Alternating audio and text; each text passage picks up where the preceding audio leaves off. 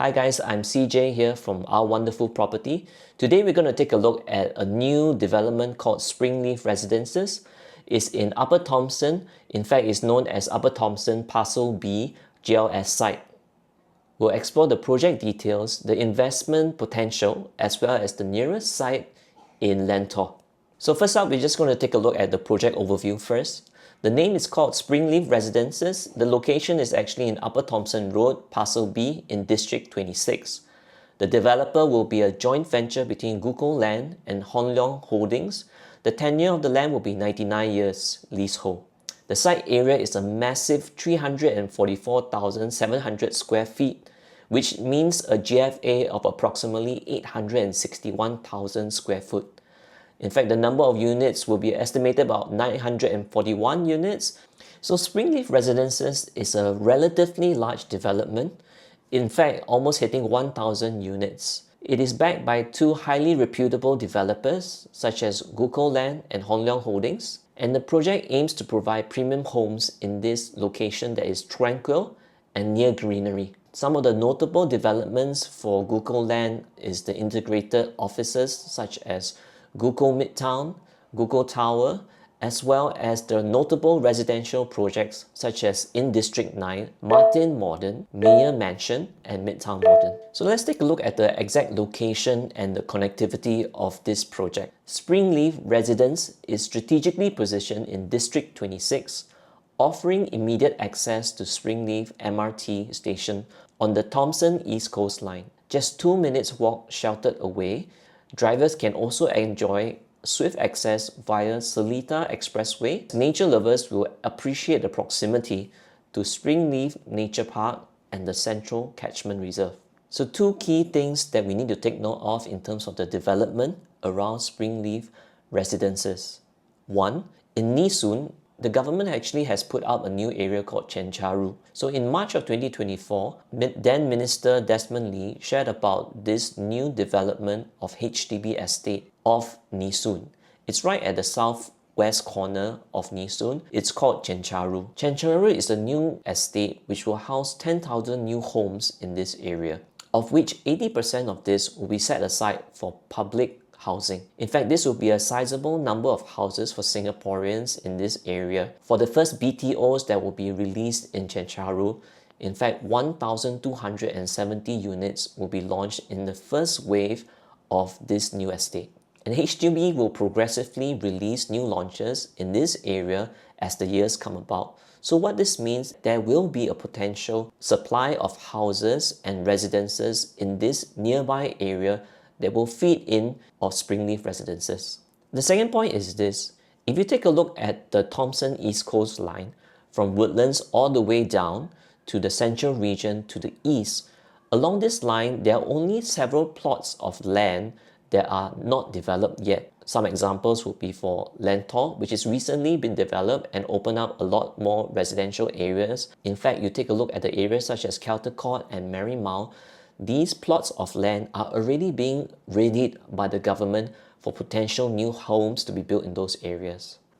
In the upcoming URA master plan that will be out in June of 2025, it will be interesting to note to see how the government will be releasing areas to be further developed in this particular region. So the TEL line really is a golden nugget when it comes to property in Singapore. There are not many areas. The MRT infrastructure is already built up, but for residential properties, it's still undeveloped. Lentor is one of them, as you can see, with over 2,900 units that are built in that area.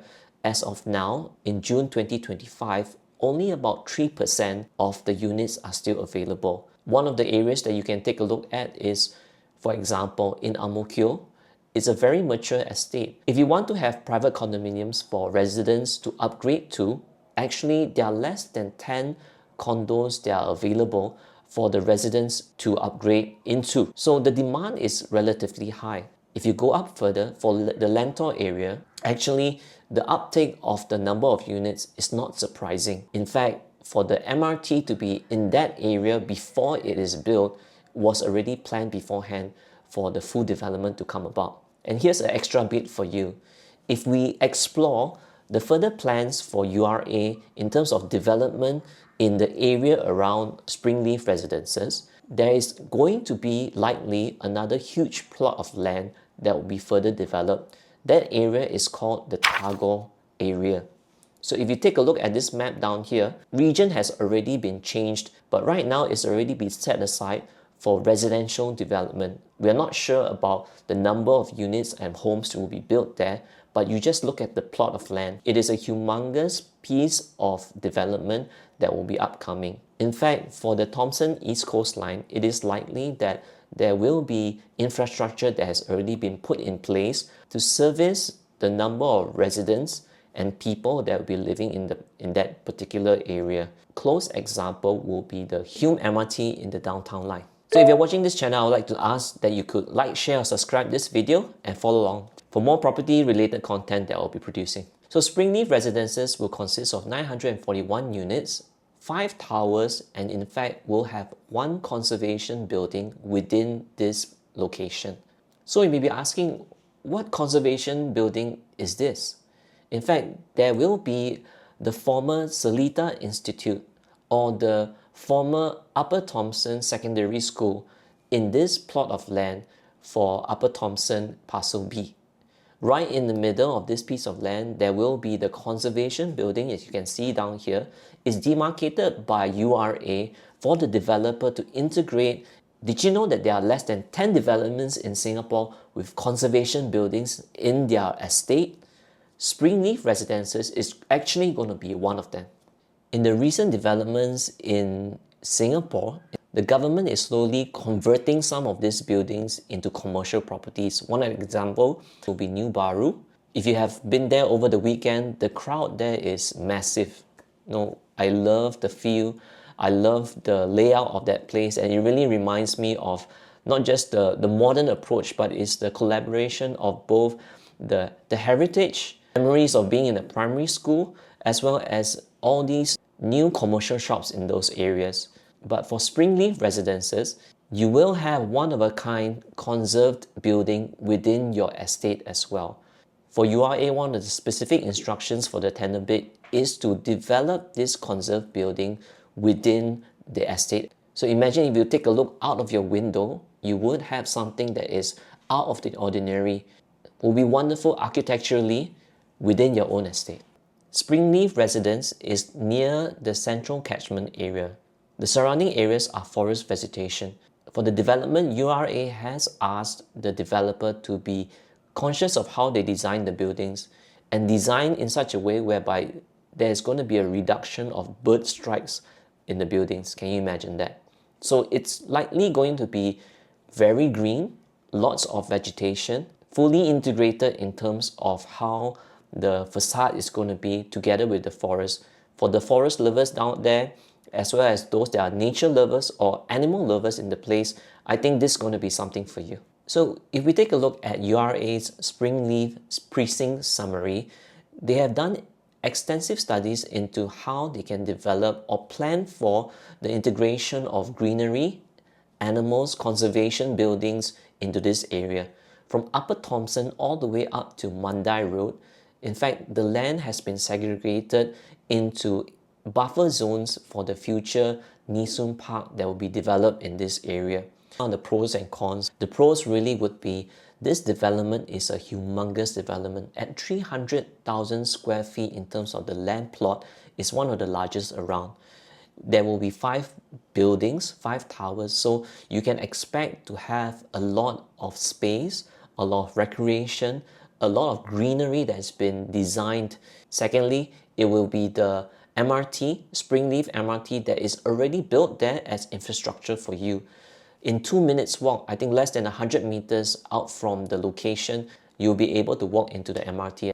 Thirdly, this development will have the first mover advantage. But if you think about it, in Singapore, there are not many areas left that the government can purpose build an entire district or entire precinct to their designs. It will be the first in this area, and precisely is connected to an MRT that is still underserved. You can expect a lot of development to come about in this area. And fourth of all, there will be many opportunities for good views in this residence. Why? Because one, it's near the central catchment area, so for the higher floors, you'll more or less have unblocked views. On the other portion of it will be Springleaf landed enclave. For the higher levels, you will be able to have unblocked view as well. So the cons for this development really is that, number one, within a 1 km and 2 km level, there are actually no schools around, right? There are no primary schools around. So for those that are having families, they are looking to move into an area with a primary school, this one portion of it is not available. Secondly, the transformation will take a couple of years to come about. But the good point is that the infrastructure for the MRT and the roads are already there, and you don't have to wait for it to be on.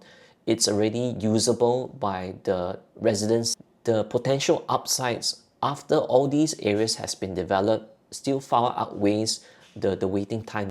Let's take a look at financials at this development then. It is jointly bid by Guko Land and Hong Leong Holdings. The land was acquired at $779 million, which works out to be 905 square foot per plot ratio. So based on the construction estimates, the break-even price is expected to fall within 1008 PSF to 1009 PSF. So this break-even price gives the developer enough margin for them to work with. The expected launch price is probably going to be in the range of 2000 to 2200 PSF. And this is extremely affordable in these times. If you take a look at the plot of land that was sold as a GLS right next to Bayshore MRT, it went for 1388 PSF. So what kind of affordability would that be? The price for that range will be hitting close to maybe 2900 PSF to almost 3000 PSF. Springleaf Residences will be right there in terms of affordability. As an investor, then you will be able to buy into profit, meaning that you have enough room for capital appreciation to grow. If a buying price is too high, then the likelihood of appreciating to a level they are comfortable with is going to be smaller. So for a comparative area analysis down here, for Springleaf as a new development area versus Lentor, at this point in time, if you have not already bought into Lentor, there's basically almost no stock available left for someone to purchase. So at 3%, there isn't a lot of opportunities or options available. If you're taking a look at the conveniences of this area, Lentor has the MRT as well as the build-up of potential supply that will feed into Lentor. Springleaf will also have that as well. The MRT is already there, less than 100 meters walk for you to enter the MRT from Springleaf Residences. The potential for future developments in terms of the HDB estate will be two major plots, one in Chencharu in Nee Soon, the other one will be in terms of the Tagore area. Springleaf Residences offer a unique combination of transportation where you have the MRT less than 100 meters away, you have nature view of the Springleaf landed enclave, and also thirdly, the potential growth. There will be two large areas available in Chencharu. Secondly, it will be the Tagore area that has been slated for further development. So whether you're a homeowner seeking for something different in terms of a development, for serenity, or even in terms of an architectural perspective, right, it's likely to be very green focused, as well as a conserved building within the estate, then this is something for you. For the investor, if you're taking a look at the first mover advantage, then I would urge you that this is something that you can consider. If this fits your interest, then reach out to me and we can have a further discussion.